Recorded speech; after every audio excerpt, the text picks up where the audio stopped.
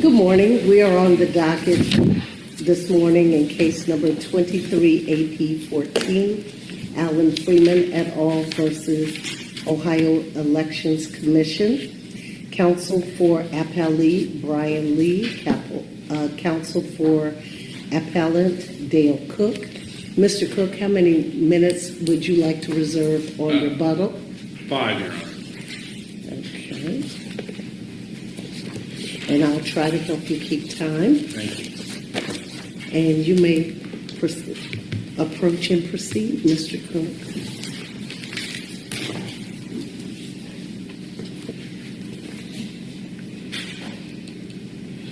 May it please the court, my name is Dale Cook, Don Bryan. I represent Mr. Freeman, Mr. Allen Freeman, and the committee to elect Allen Freeman.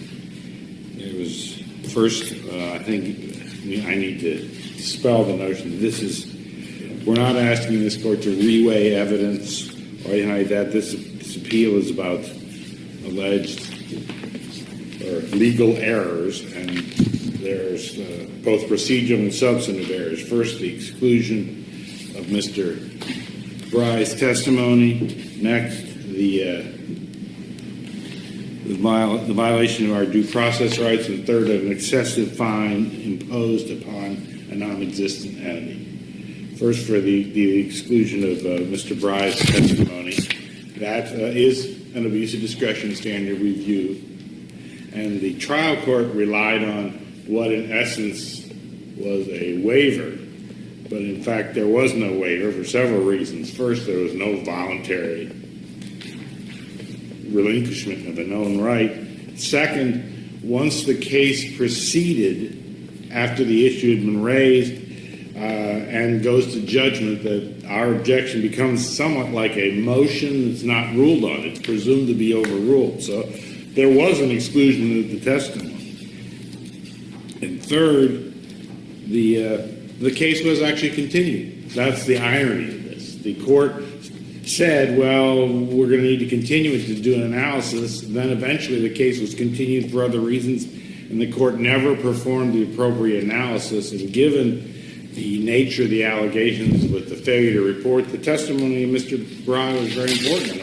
And it wasn't considered, nor did the Elections Commission or the trial court, for that matter, engage in any kind of real analysis as to whether it was admissible or inadmissible. But, Counselor, it's your contention that the decision, our standard of review for that decision from the court is an abuse of discretion. So that's a pretty high burden to overcome. How do you respond to that? Well, how do you overcome an abuse of discretion review on that decision? Well, because an abuse of discretion can be something that lacks a reasonable basis, and there was basically no basis articulated. They basically gave this sort of Hobson's choice to Mr. Bry and then moved on and just never, they ignore it. To me, it's like per se unreasonable. The court gives no reason. They never gave a reason for excluding it. They had some concerns, but they never engage. When a court doesn't engage in any analysis at all, they've abused their discretion, because we can't even tell whether it has a reasonable basis or not. And therefore, we find that the decision is unreasonable. Also, the trial court missed the second thing, and going to the second assignment of error, the trial court and the Ohio Elections Commission misapplied statutes and also failed to give my client due process. And on the due process, some of the statutes were not specifically alleged in the complaint. And dealing with due process, you have to understand that the Ohio Elections Commission has a very specific regulation about what needs to be in the complaint. It's very detailed, requires specific statutory references. We're not talking about notice. Are the statutory requirements equivalent to constitutional due process, though? Because it seems that that's what you're alleging in your brief. Well, that if there's a failure to satisfy some of the points provided for in the statute, that is equivalent to a constitutional due process violation. Well, one, I think there is a constitutional irrespective of that, but two, I think the statute does provide the standard in this particular case. There's a reason that the statute is so detailed to provide the appropriate notice and opportunity to be heard on these issues. So I would say the statute is a standard, and it's sort of a constitutional standard, although the constitutional standards were not met either on this case. And third, the court imposed an excessive. Sorry, and I want to go back to Sure. the second assignment of error here. I'm looking at least at the subsections in 3517.13 ABC that generally deal with similar requirements. I know they're different. They're different subsections, and it's your position that doesn't provide sufficient notice. Is that the constitutional argument you're making, or is that the statutory argument you're making for what's required by statute to go into a complaint? Well, what's required by the statute to me dovetails exactly with the constitutional argument was, is what I'm saying. It provides the standard for what we're looking at, and the reason for the statutory requirements are essentially constitutional to provide very specific notice on this type of complaint. Okay. And getting to the third point is that there were excessive fines imposed upon an entity that doesn't exist. The campaign to elect Allen Freeman was terminated in, I believe, December 15th, 2021, and there's no dispute about that, and the decision occurred after that. So the Election Commission had no jurisdiction, and this is all in the record. Motions were filed to levy a fine against an entity that no longer existed. Mr. Cook, doesn't the committee have an ongoing duty to pay bills that were incurred during the time that the committee was open and functioning? No, not if If it was spent during the election cycle, doesn't the committee have a duty to pay those invoices? yes, but I didn't. And doesn't the committee have a duty to report those invoices on their campaign finance report? And they were reported when they became known. I guess that's the question. But isn't there testimony that it was received and determined that it should be disregarded and was never brought to the attention of Mr. Freeman to go on the campaign finance report? that's correct, Your Honor. But the fine is against Mr. Freeman. So, and Beg your pardon? the fine was against Mr. Freeman. He did not And know. isn't Mr. He can't Freeman- report something he doesn't know.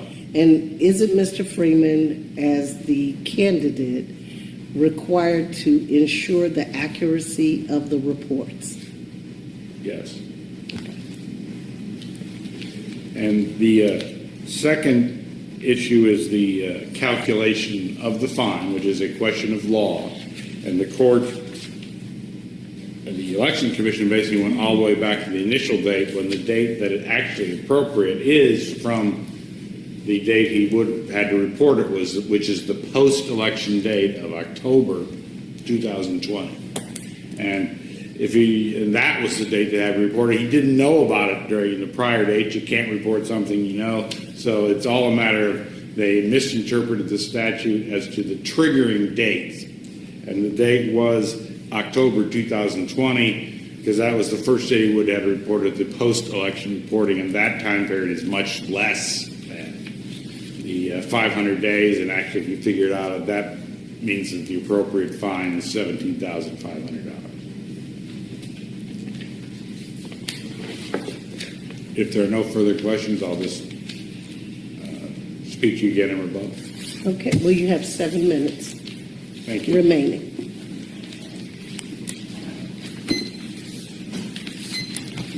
Counsel?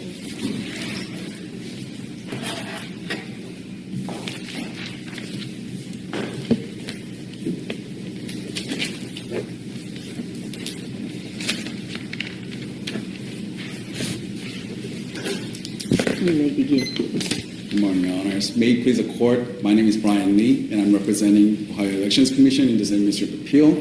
This court should uphold the lower court's decision confirming the Commission's finding that Mr. Freeman and his campaign committee failed to file a complete, accurate campaign finance report as required by Revised Code Section 3517.10 and Revised Code Section 3517.13. Also that the imposition of the $50,000 fine against Mr. Freeman was proper pursuant to Revised Code Section 3517.992. Mr. Lee, Yes. is it correct that he amended the campaign finance report and did report the expenditure? Yes, it did, but that amendment did not cure the defect of the inaccuracies of campaign finance report at issue. And therefore, the Commission found in violation of 3517.10 and 3517.13.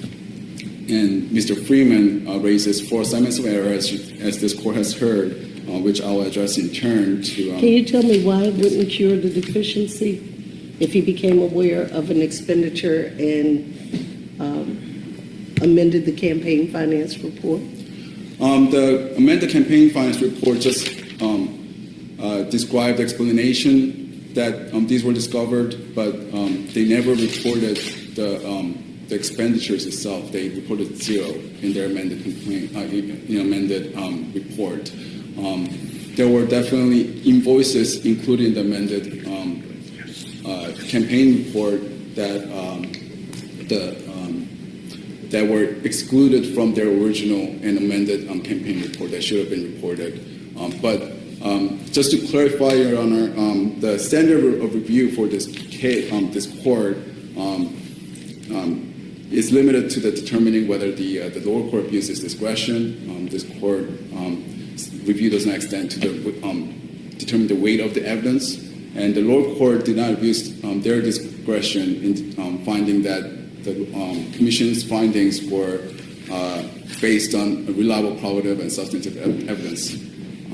As to Mr. Freeman's first assignment of error, he contends that Mr. Bry testimony was excluded by the Commission. However, this is simply not true. The record reflects that when Mr. Bry requests to take a stand, the Commission asked Mr. Bry whether to continue the hearing so that the Commission can determine the implication of having the counsel testify during an administrative hearing. But instead, Mr. Bry continued on with his hearing, with his case, offered his written proffer, which was submitted to the Commission for consideration. And when the Commission asked Mr. Bry, "Do you have any other witnesses?" he responded in the negative and rested his case. This is not akin to a motion that's been pending, and the Commission issued a final determination rendering the pending motion moot. This is akin to a counsel withdrawing his motion that's pending voluntarily, and therefore the Commission never had an opportunity to determine whether to allow Mr. Bry to take a stand. And therefore, this court need not engage in any kind of review in this assignment of error, as simply the Commission never made any kind of determination on this issue. As to the second issue, Mr. Freeman contends that the Commission deprived his due process. And it seems like the position of appellants is that, I think I asked before twice in a sort of confusing way, but that the statutory requirements for what goes into a complaint, if those are missing, that is a violation of constitutional due process. Is it your position that that is not in fact the case? That is not in fact the case, Your Honor. The correct standard that this court should apply is sufficient notice standard, which is whether Mr. Freeman had a notice of the violations that he was apprised of the violations that he was charged with, and that he had opportunity to respond to that allegations and had an opportunity for a hearing, which in this case he did. This standard is the standard that the courts in Sohi and Minges applied, and those cases are cases that even appellant relies on in their arguments. And here, from the beginning of the case, in the initial notice, in the initial affidavit of the complaint, it is clearly defined that there's an allegation against Mr. Freeman and that him and his committee failed to file a complete and accurate campaign finance reports. During the hearing, all the evidence, the testimony of the 9 witnesses, they were all centered around the missing radio and TV advertisement expenditures and whether Mr. Freeman knew or should have known about those expenditures in filing their campaign finance report.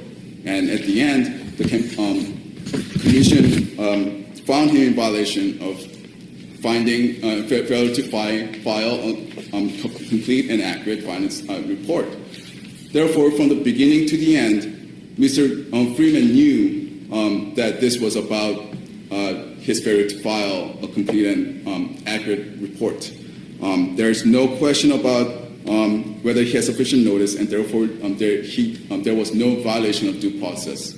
Can I ask you a question? I'm going to sort of shift a bit. Appellant didn't address this in the opening, but in the brief, Admin Code Section 3517102A1B, the failure to name the campaign treasurer was addressed in the briefing.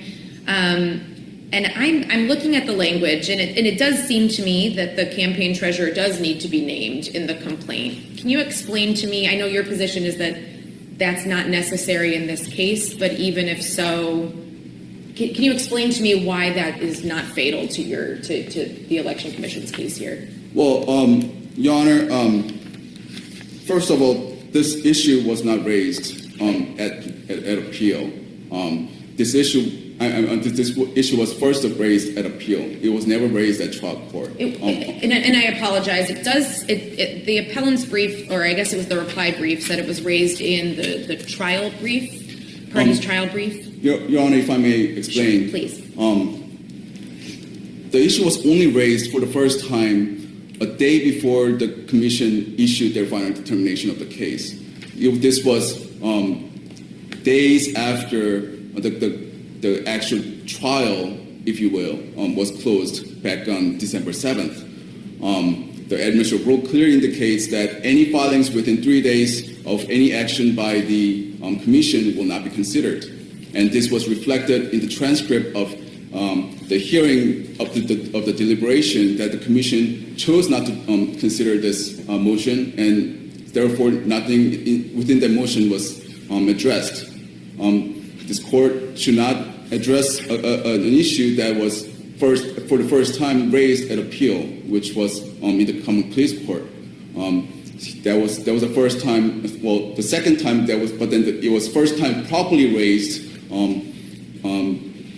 in their brief. Accordingly, this court should not consider this assignment of error because it was improperly raised. If we were to consider it, what is your position on the merits? Well, if you were to consider it, it's our position that the plain language of the statute, it reads that when the campaign committee is named as a party, comma, the candidate, comma, and the treasurer that was involved in revised code section 351713, I'm sorry, 8 to 13.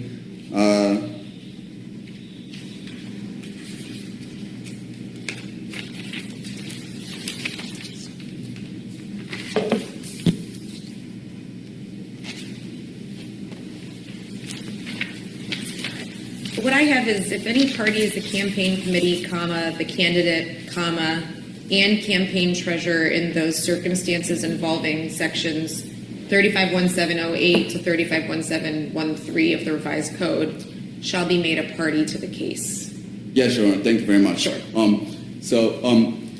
The plain language imposes a conditional requirement for the treasurer, while and therefore it's our interpretation that when the committee is named as a party, while the candidate it must be named as a party, the treasurer is only required to be named as a party under certain circumstances, those that involves treasurer explicitly in the statutes as provided. There are definitely statutes that imposes duties upon the treasurer under the 351710 and 351713 that Mr. Freeman and his committee was found in violation of. It only imposes duty upon candidate and the campaign committee, and therefore it's our position that the treasurer was not needed in this case. Lastly, for the fourth assignment of error, this is not an issue of a question of law issue. The parties agree that the applicable law is the same. The applicable law is $100 per day per violation. The question is question of fact. This is regarding when the violation began and whether the record shows that the commission had enough days to impose $50,000 fine. The commission found so. The lower court, after review of the record submitted, agreed, and this court should find that the lower court did not abuse their discretion in finding that the commission had sufficient days to find a violation against Mr. Freeman and impose $50,000 fine. In conclusion, Why should we backdate to before the report was due to find them beyond that date? There is a clear record. There's an invoice that dates back to February of. But there was no report due at that time, was there? There was a report due for the March. There was a report due in March of 2020, Your Honor, that they failed to include that February invoice. But in any case, whether the determination of that evidence is credible, this court should not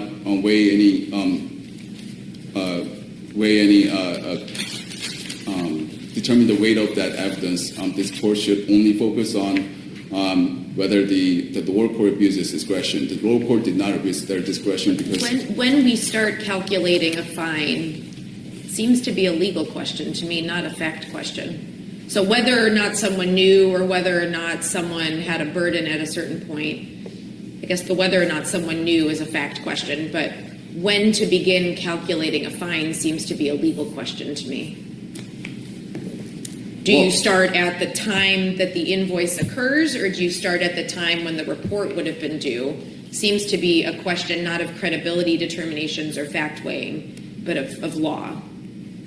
Well, regardless whether the report started in the February or March, the commission clearly had more than sufficient days to impose $50,000 fine.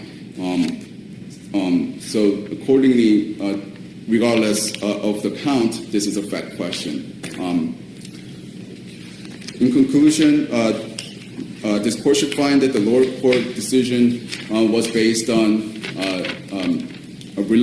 this court's decision was based on it was in accordance with law, and that their decision did not abuse any kind of discretion, and that this court should uphold their decision and affirm the commission's finding in this case. Thank you so much.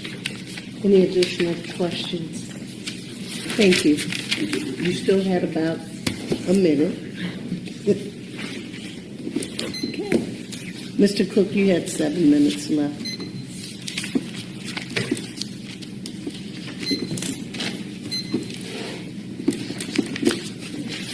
I'm going to be addressing, I believe, 5 points. If I always try to do too much. Your Honor, in terms of the failure to name the treasurer, yes, the treasurer. I mean, it's not disputed the treasurer was not named, and I think that significantly, irrespective of what you might say in the statute, significantly prejudiced my client because there was calling of witnesses, or a whole series of things that happened. With respect to the statute, though, it's Appley's position that the plain meaning reading is that the campaign treasurer in those circumstances involving sections 351708 to 351713, that's when the treasurer is to be made a party to the case. Their plain meaning reading of that language is only when the treasurer is implicated in the subsections charged. It seems like your position is the plain meaning reading is the treasurer is implicated under all of those sections. Is that right? That is correct. And the Okay. treasurer is implicated. When we're talking about campaign finance, it's almost like how could the treasurer not be implicated? So your or position is that reporting- for any of those statutes, and I apologize for interrupting, from 08 to 13, the treasurer has to be named under that language. Yes. Okay. On the point number 2, there's some, once again, discussion about the standard review. The standard review for questions of law is always de novo, and frankly, a clear error of law is an abuse of discretion anyway under the Hertz or Young cases and cases we cited in our briefs. So the court does not have discretion to get the law wrong. And that would be subject to de novo review. And point number 3, as to the notice wasn't just, lack of notice wasn't just the statutes, it was certain facts alleged because the decision, there was all sorts of in-kind and other things alleged that were not part of the original thing. We weren't on notice that this conduct would be at issue. And But counsel, weren't you on notice that there was a problem with the actual report, and wouldn't in-kind contributions need to be disclosed on that report? I think we were on notice that there was an allegation that there was a problem with the report, but that doesn't, there has to be some more specifics so we know how to defend that and where to go with the defense of that. And number 4, there's been discussion of, I guess, I don't know, a waiver type argument in reference to the due process, or that, and there was a motion in limine filed with the commission trying to limit the case to what was alleged in the complaint, and the Ohio Election Commission disregarded that motion, so it was raised, and we didn't just go along with, there was no implied consent here, we didn't go along with hearing the case. I'm looking at 351713A1 and B. And to me, the only difference between these two subsections, and I could be wrong in reading this, is A1 starts, no campaign committee of a statewide candidate shall fail to file a blah, blah, blah. And B says, no campaign committee shall fail to file a complete and accurate blah, blah, blah. It's under Division A1 of 351710 in both sections. A1. So the only difference I see here is the reference to the fact that it's a statewide candidate. And you suggest in your brief that the difference between these two, or not being notified of one, is potentially a due process problem. And I'm struggling to see how that's the case, especially when Mingus, I read that case and it seems to be factually different because it's pointing to an entirely different section of the revised code. I think once again, we talked about this, the due process argument dovetails with the regulation, which requires a specific listing of the statute. So the fact that one's listed and the other one's listed. But it's your position that these are in some way meaningfully different, A1 and B? I think there is a slight difference. Yeah, they're meaningfully different in that they have a different scope. And it's a different scope only if one campaign committee is for a local candidate and one campaign committee is for a statewide candidate. But here we're talking about a campaign committee for a statewide candidate. Correct. Okay. And finally, the duty. There was the importance of some of what we were talking about highlights the importance of the testimony of Mr. Broad. And the idea that I think the record does not reflect the waiver. The record reflects a proffer. A proffer is not a waiver. And the court did de facto overrule the effort to get his testimony, and it goes to all sorts of issues in this case, being the notice, whether Mr. Bry made inquiries of Mr. Richter about when to report. That testimony was absolutely crucial, and the mere fact that a proffer was made doesn't mean that it was waived, and the case was actually continued, and the court never performed its analysis, the commission never performed the analysis at all, which means they abused their discretion in excluding this whole area of testimony that was highly relevant to all sorts of issues in the case. I just want to quickly ask a question about I asked this of Appley as well, the admin code 3517102 and whether it was properly preserved. So setting aside what the plain meaning reading of the language is. You raised it sounds like for the first time in the post-trial brief before the commission. And is it your position that that would be sufficient and that they should have considered it? Yes. I mean, it was properly raised. It's a question of law, really, for the court to look at, and it's also it's not like it's some fact that was in dispute. There's no question the treasurer was not joined. Thank you. You've used all of your time. Thank you. Thank you. Any other questions? Okay. We will take the matter under advisement and issue a written decision. Thank you so much for your argument and your briefing.